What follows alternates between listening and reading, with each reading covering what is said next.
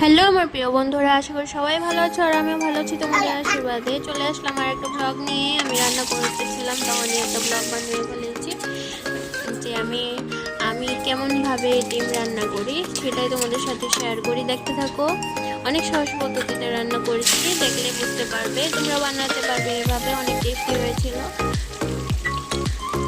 আজকে আমি কিছু পেস্ট করে দিইনি, সব কিছু থেতো করে দিয়েছিলাম, তবুও খেতে ভালোই লেগেছে।